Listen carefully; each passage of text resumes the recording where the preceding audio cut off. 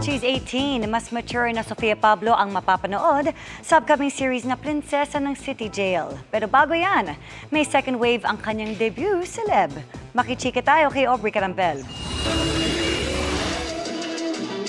Almost 3 weeks ago na pero binabalik-balikan pa rin daw ni Sofia Pablo ang memorable moments sa kanyang tropical Hawaiian-themed 18th birthday party. Sobrang hindi pa rin ako makamove on na ganun siya ka-successful. Natupad yung pangarap ko na debut with all the people na mahalaga sa buhay ko, mga naka-work ko, the bosses. So hanggang ngayon, parang it still feels surreal. Hindi pa nga natatapos ang selebrasyon dahil muling nag-celebrate si Sofia.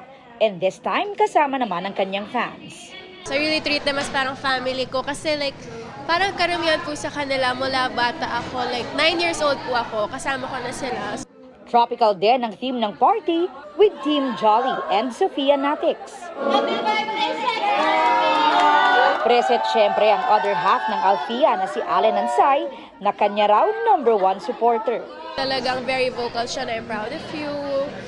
You deserve mo lahat. Sobrang genuine niya. Ngayong ganap na dalaga na, mas mindful na raw siya sa kanyang mga ikinikilos. Sana nga raw makita rin ang kanyang mas mature na pag-arte sa upcoming Kapuso drama series na Prinsesa ng City Jail, kung saan muli niyang makakatambal si Allen. May pressure kasi kailangan makita nila talaga yung transition. Ay, 18 na siya.